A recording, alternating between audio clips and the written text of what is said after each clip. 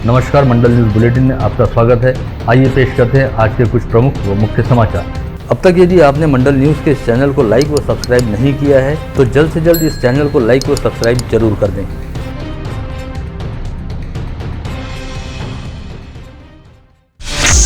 कांग्रेस से विधान परिषद सदस्य रहने वाले वजाहत मिर्जा के नाम पर दो लोगों द्वारा एक सरकारी अधिकारी से उसके खिलाफ मिली दो शिकायतों को निपटाने के लिए 50-50 लाख रुपए यानी कुल 1 करोड़ रुपए की रिश्वत मांगे जाने का मामला सामने आया। इस मामले में शिकायतकर्ता सरकारी अधिकारी ने रिश्वत मांगने वाले दोनों लोगों के साथ बातचीत करते हुए 25 लाख रुपए में लेन देन की बात तय की और इसकी जानकारी भ्रष्टाचार प्रतिबंधक विभाग को दी, जिसके आधार पर नागपुर एसीबी के दल ने कल मंगलवार की शाम जाल बिछाकर यवतमाल MIDC में टेक्नीशियन के तौर पर काम करने वाले मुंबई निवासी दिलीप खोड़े नामक आरोपी को अपनी हिरासत में लिया। वहीं शिकायत में नामजद कराया गया अमरावती निवासी शेखर भोजर नामक दूसरा आरोपी इस कार्रवाई के समय मौके पर मौजूद नहीं था, बल्कि मुंबई गया हुआ था, जिसकी एसीबी द्वारा तलाश की जा रही है। साथ ही इस मामले के सामने आते ही विधायक वजाहत मिर्जा ने अपना पल्ला झाड़ते हुए कहा कि उनका इस मामले से कोई लेना देना नहीं है और वे अपने नाम पर रिश्वत मांगने वाले दोनों में से एक भी आरोपी को व्यक्तिगत तौर पर नहीं जानते, बल्कि उन्हें प्रसार माध्यमों के जरिए ही इस मामले की जानकारी मिली है। पता चला है कि नागपुर में सरकारी सेवा में रहने वाले वरिष्ठ अधिकारी के खिलाफ उसी के महकमे की महिला अधिकारी ने विनय भंग संबंधी शिकायत दर्ज कराई थी और इसकी जानकारी कांग्रेस विधायक मिर्जा को देते हुए मामला विधान परिषद में उठाने हेतु कहा था। ऐसे में विधायक मिर्जा ने यह मामला विधानमंडल में उठाने के साथ ही संबंधित वरिष्ठ अधिकारी के खिलाफ कार्रवाई करने की मांग उपस्थित की थी। इसी बात को पकड़कर दोनों आरोपियों ने उस वरिष्ठ अधिकारी से संपर्क करते हुए खुद को विधायक मिर्जा का बेहद नजदीकी बताते हुए कहा था कि अगर वह दोनों शिकायतों को निपटाने के लिए 1 करोड़ रुपए देता है तो आगे चलकर विधायक मिर्जा द्वारा इस मामले को विधान परिषद में नहीं उठाया जाएगा और पूरे मामले को बिना किसी तरह की कार्रवाई के चुपचाप निपटा दिया जाएगा। जिसके बाद संबंधित अधिकारी ने दोनों आरोपियों से बातचीत करते हुए 25 लाख रुपए के लेन देन पर मामले को सेटल किया और इसकी जानकारी एंटी करप्शन ब्यूरो को भी दी। पश्चात एंटी करप्शन ब्यूरो ने जाल बिछाकर दिलीप खोड़े नामक आरोपी को अपनी हिरासत में लिया। जिला वकील संघ के अध्यक्ष, उपाध्यक्ष, सचिव, ग्रंथालय सचिव सहित 7 कार्यकारिणी सदस्यों के लिए आज हुए चुनाव में कुल 90.65% मतदान हुआ। सुबह 11 से दोपहर 4 बजे तक हुए मतदान के बाद देर शाम मतगणना की जाने वाली, जिसके नतीजे देर रात घोषित किए जाने की पूरी उम्मीद है। जिला वकील संघ के चुनाव में अध्यक्ष पद के लिए शिरीष जाखड़ व गजानन सदार के बीच सीधी टक्कर देखी जा रही है।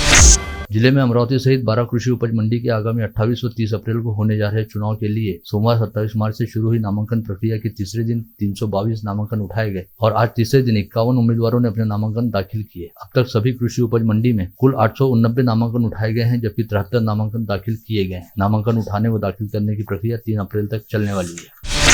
पश्चिम विदर्भ क्षेत्र में विख्यात रहने वाले श्री ब्रिजलाल बियाणी शिक्षा समिति के प्रतिष्ठापूर्ण चुनाव हेतु कार्यक्रम की घोषणा कर दी गई। आगामी 30 अप्रैल को आम सभा में अध्यक्ष सहित 17 पदों के पदाधिकारियों का चयन किया जाएगा। कार्यकारिणी समिति ने रामपाल कलंत्री को चुनाव अधिकारी नियुक्त किया है। शहर की प्रसिद्ध और प्रतिष्ठित संस्था होने के नाते बियाणी शिक्षा संस्था के चुनाव बेहद महत्वपूर्ण जाने जाते हैं। मध्य रेलवे के भुसावल विभाग अंतर्गत भुसावल से भादली सेक्शन के बीच चौथी रेल लाइन बिछाने का काम शुरू किए जाने के कारण कल गुरुवार 30 व शुक्रवार 31 मार्च को 2 दिन का ब्लॉक किया गया है। इस वजह से 29 व 1 अप्रैल के बीच मुंबई हावड़ा मार्ग की अमरावती पुणे सुपरफास्ट, अमरावती सूरत एक्सप्रेस व महाराष्ट्र एक्सप्रेस सहित 30 रेलगाड़ियों को रद्द किया गया है। विगत 3 वर्षों से अंबा देवी के मंदिर जीर्णोद्धार की बाधाएं दूर करने हेतु प्रयासरत समस्त विश्वास मंडल के लिए कल 30 मार्च की रामनवमी विशेष रहने वाली है। इस दिन का शुभ मुहूर्त साध्य करते हुए मंदिर जीर्णोद्धार का भूमि पूजन होने जा रहा है। संस्थान की अध्यक्षा व पूर्व महापौर विद्याताई देशपांडे की अध्यक्षता में मनपा के प्रशासक व आयुक्त प्रवीण आष्टीकर के हाथों कल सुबह 9 बजे मंदिर प्रांगण में यह शिलान्यास होगा, ऐसी जानकारी विश्वास मंडल द्वारा दी गई है। अंबा देवी संस्थान में सोमवार की दोपहर ऑस्ट्रेलिया, न्यूजीलैंड, ग्रीस व अफ्रीका इन देशों से आए मेहमानों ने अंबा माता का जोगवा गाकर सभी को हतप्रभ कर दिया। चैत्र नवरात्रि के कारण माता रानी के दरबार में रोजाना हजारों भाविक उमड़ रहे हैं, जो विदेशी मेहमानों के मुंह से अंबा माई का जोगवा सुनकर अभिभूत हो गए। संस्थान की ओर से इन अतिथियों का पारंपरिक रूप से नारियल और प्रसाद देकर स्वागत किया गया। कल गुरुवार 30 मार्च को श्री रामनवमी बड़े धूमधाम के साथ मनाई जाने वाली है। इस निमित्त सभी मंदिरों में बड़े धूमधाम के साथ राम जन्मोत्सव मनाया जाएगा और शहर में भव्य शोभा यात्रा भी निकाली जाएगी। ऐसे में शहर में स्थित राम मंदिरों सहित सभी मंदिरों में भव्य रोशनाई व आकर्षक साज सज्जा की गई है। साथ ही आज 29 मार्च को चैत्र नवरात्रि की दुर्गाष्टमी रहने से मंदिरों में होम हवन, आरती व प्रसाद का वितरण भी किया गया, जिसका अलग अलग मंदिरों में सैकड़ों भाविक श्रद्धालुओं ने लाभ उठाया। विश्व हिंदू परिषद व बजरंग दल द्वारा आज यहां बुलाई गई पत्रकार परिषद में बताया गया कि प्रति वर्ष की तरह इस वर्ष भी विश्व हिंदू परिषद व बजरंग दल सहित श्री रामनवमी शोभा यात्रा समिति द्वारा रामनवमी पर्व के उपलक्ष्य में 30 मार्च को बालाजी प्लॉट स्थित सीताराम बाबा मंदिर प्रांगण से शाम 5 बजे साधु संतों के मार्गदर्शन में भव्य शोभा यात्रा निकाली जा रही है। इस शोभा यात्रा में प्रमुख आकर्षण जगन्नाथपुरी का रथ रहेगा, जिसे अंबा नगरी के राम भक्त खींच सकेंगे। साथ ही शोभा यात्रा में सामाजिक संदेश देने वाली विभिन्न झांकियों का भी समावेश किया गया है। इसके साथ ही श्री रामनवमी शोभा यात्रा समिति द्वारा यहाँ बुलाई गई पत्रकार परिषद में बताया गया कि समिति द्वारा रामनवमी निमित्त गरीबों को रोजगार उपलब्ध कराने के लिए मेरा देश मेरा रोजगार अभियान के तहत 11 जरूरतमंद गरीबों को 11,11 हजार रुपए प्रदान किए जाएंगे ताकि वे इन पैसों से अपना छोटा मोटा व्यवसाय शुरू कर सकें। जिले में विगत दिनों हुई बेमौसम बारिश व ओलावृष्टि की वजह से 3,500 हेक्टेयर क्षेत्र में रबी फसलों के साथ ही फल बागानों का नुकसान हुआ। इन नुकसान प्रभावित क्षेत्रों के पंचनामे का काम पूरा हो चुका है, जिसके बाद जिला प्रशासन ने विभागीय आयुक्त कार्यालय के मार्फत राज्य सरकार से कुल 2,39,00,000 रुपए की सहायता निधि मांगी है। जिला परिषद के प्राथमिक शिक्षा विभाग द्वारा आदर्श शिक्षक पुरस्कार समारोह व आदर्श शाला स्पर्धा उपक्रम का आयोजन किया था, जिसमें जिले के 14 पंचायत समिति अंतर्गत कुल 28 शालाओं को पुरस्कार घोषित हुआ है। यह पुरस्कार वितरण समारोह बुधवार 29 मार्च को मातोश्री विमलाबाई देशमुख सभागार में संपन्न हुआ। उप मुख्य कार्यकारी अधिकारी कैलाश घोड़के की अध्यक्षता में आयोजित समारोह में मुख्य कार्यकारी अधिकारी अभिशान पंडा के हाथों ये पुरस्कार वितरित किए गए।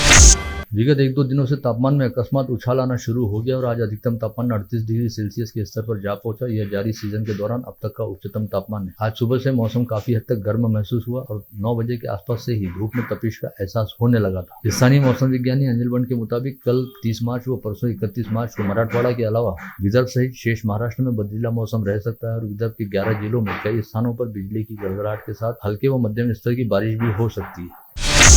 विगत सोमवार 27 मार्च को महाराष्ट्र जीवन प्राधिकरण के स्थानीय जल व्यवस्थापन विभाग ने शहर के आधे हिस्से में होने वाली जलापूर्ति को एक दिन के लिए बंद रखा था, क्योंकि 27 मार्च को सिंभोरा में सौर ऊर्जा से संबंधित कुछ काम करने थे। यद्यपि यह जलापूर्ति कहने के लिए एक दिन हेतु बंद रखी गई थी, लेकिन इसका खामियाजा आधे शहर को करीब 4 दिन तक भुगतना पड़ा और विषम संख्या वाली तारीख पर पानी छोड़े जाने वाले इलाकों में 25 मार्च के बाद आज 29 मार्च को यानी 4 दिन बाद जलापूर्ति की गई। भाजपा नेता व सांसद गिरीश बापट का लंबी बीमारी पश्चात आज बुधवार को पुणे में निधन हो गया। वे मूलतः अमरावती जिले की चांदू रेलवे तहसील अंतर्गत सावंगी मगरापुर गांव के निवासी थे और उनकी मां प्रतिभा बापट का मायका भी चांदू रेलवे तहसील के भिलटेक निवासी जोशी परिवार में रहा। गिरीश बापट के 2 मामा हैं, जिसमें से बाला साहब जोशी चांदू रेलवे में तथा यशवंतराव जोशी बडनेरा में रहते हैं। साथ ही उनके चचेरे भाई विश्राम बापट अमरावती में रहते हैं। ऐसे में सांसद गिरीश बापट के निधन का समाचार प्राप्त होते ही अमरावती शहर से जिले में भी शोक की लहर देखी जा रही है। सर्वोच्च न्यायालय के मुख्य न्यायमूर्ति DY चंद्रचूड़ के सम्मान में सेनापति जनाधिकार बचाओ पार्टी संगठन और अमरावती जिला मोटर मालिक माल ढुलाई एसोसिएशन की ओर से चित्रा चौक से जिलाधीश कार्यालय तक विशाल रैली निकाली गई और रैली के माध्यम से जिलाधीश के द्वारा राष्ट्रपति के नाम ज्ञापन सौंपा गया। विगत 24 घंटे के दौरान अमरावती जिले में एक व्यक्ति कोविड संक्रमित पाया गया। इसके साथ ही जिले में एक्टिव पॉजिटिव मरीजों की संख्या 29 हो गई है, जिसमें से अमरावती मनपा क्षेत्र के 26 और ग्रामीण क्षेत्र के 3 मरीजों का समावेश है। वहीं विगत 24 घंटे के दौरान अमरावती जिले में 6 मरीज कोविड मुक्त भी हुए। विगत रविवार 25 मार्च को तड़के 4:30 बजे के आसपास नांदगांवपेट के शिव पार्वती नगर में घटित मोहम्मद आजिम नामक टैक्सी चालक युवक की हत्या का मामला नांदगांवपेट पुलिस सहित शहर पुलिस आयुक्तालय के लिए अब भी अबूझ पहेली बना हुआ है। इस हत्याकांड के आरोपियों को खोज निकालना पुलिस के लिए काफी बड़ी चुनौती साबित हो रहा है, क्योंकि 4 दिन बाद भी हत्या में शामिल आरोपियों और हत्याकांड की वजह को लेकर पुलिस के हाथ कोई ठोस सबूत या सुराग नहीं लगे। ऐसे में हत्या के मामले को लेकर खुद शहर पुलिस आयुक्त नवीन चंद्र रेड्डी द्वारा व्यक्तिगत स्तर पर ध्यान दिया जा रहा है, जिसके तहत CP रेड्डी ने नांदगांवपेट पुलिस थाने की 1 तथा अपराध शाखा व DB स्क्वाड की 3-3 टीमें बनाई है और इन 7 टीमों को मामले की जांच करने के साथ ही हत्यारों की खोजबीन के काम में लगाया गया है। नई बस्ती बडनेरा में जहीन चौक के पास स्थित सबूरी लॉज में कुछ युवक युवतियां अश्लील हरकतें कर रहे हैं। इसकी गुप्त सूचना मिलने पर बडनेरा पुलिस ने सबूरी लॉज पर छापा मारा, जहां से 18-19 वर्ष आयु गुट वाली 5 महाविद्यालयीन छात्राओं के साथ ही 24-25 वर्ष आयु गुट वाले 4 नौकरी पेशा युवकों को पुलिस ने पकड़ा। ये सभी लोग अमरावती के रहने वाले हैं, जो अमरावती से बडनेरा आने के बाद कथित तौर पर लॉज के अलग अलग कमरों में अश्लील हरकतें कर रहे थे, ऐसी जानकारी है। पुलिस मामले की जाँच कर रही है।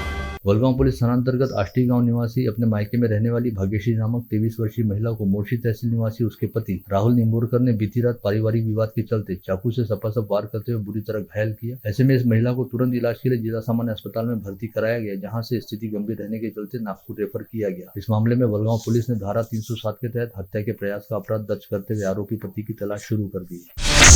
बोरगांव धर्मालय स्थित होटल किशन के सामने शराब के नशे में धुत होकर हाईवे पार करते समय तेजी से जा रहे कंटेनर ने एक व्यक्ति को कुचल डाला। यह हादसा बुधवार की दोपहर घटित हुआ। घटना को अंजाम देने के बाद कंटेनर चालक अपने वाहन सहित मौके से फरार हो गया। फिलहाल मरने वाले व्यक्ति की शिनाख्त नहीं हो पाई है। छोटी आरवी के आष्टी मोर्शी रोड पर ऑटो ने मोटरसाइकिल को जोरदार टक्कर मारी। इस हादसे में बाइक चालक की मौके पर मौत हो गई, वहीं उसकी पत्नी गंभीर रूप से घायल हो गई। वहीं दूसरी घटना आष्टी तलेगांव हाईवे पर घटित हुई, जहां पर तवेरा कार का टायर फट जाने के कारण हुए हादसे में गंभीर रूप से घायल व्यक्ति की अस्पताल ले जाते समय मौत हो गई। मोजरी के खेत में गेहूं की सिंचाई करने गए युवक को खेत में लगे बिजली के खंभे से जोरदार बिजली का झटका लगा, जिसके कारण दीपक कुबड़े नामक 35 वर्षीय युवा किसान की मौके पर मौत हो गई। गाड़गीनगर पुलिस थाना क्षेत्र के सिद्धिविनायक कॉलोनी में रहने वाले सुरेश कड़ू के घर से 10,76,000 रुपए मूल्य के गहने चोरी हो गए। इस मामले में सुरेश कड़ू ने अपने यहाँ किराए पर रहने वाली महिला पर संदेह व्यक्त किया, जिसके चलते गाड़गीनगर पुलिस ने उस महिला को पूछताछ के लिए थाने बुलाया तो इस बात से नाराज होकर महिला ने अपने घर में खुद को फांसी लगाकर आत्महत्या करने का प्रयास किया। महिलाओं को गृह उद्योग में रोजगार देने के नाम पर करीब 50 लाख रुपए की जालसाजी करने का मामला सामने आया है। स्वावलंबी महिला गृह उद्योग के नाम पर आरोपी राम चौधरी ने यह धोखाधड़ी की। इस मामले में महिलाओं ने राजापेट पुलिस थाने में शिकायत दर्ज कराई है, जिसके चलते राजापेट पुलिस ने पूरे मामले की पड़ताल करनी शुरू की है। वडाली वन परिक्षेत्र के उत्तर वडाली बीट वनखंड क्रमांक 2 में कल मंगलवार की दोपहर 1 बजे भीषण आग लगी, जिसमें 1 हेक्टेयर जंगल की घास फूस और झाड़ियां जलकर खाक हो गई। जानकारी मिलते ही वन विभाग ने 2 बोलेरो मशीन की सहायता से आग पर काबू पाया। यवतमाल शहर में जलापूर्ति करने वाली अमृत योजना अंतर्गत 33 kV के एक्सप्रेस फीडर लगाए गए। इस काम में लापरवाही व हेराफेरी किए जाने का आरोप अदालत के आदेश पर लगाया गया। मामले में बिजली वितरण के अभियंता के खिलाफ अपराध दर्ज किया गया, जिसके बाद मामले से संबंध रहने वाले तत्कालीन कार्यकारी अभियंता संजय चितले को आर्थिक अपराध शाखा पुलिस के दल ने कल मंगलवार को गिरफ्तार किया।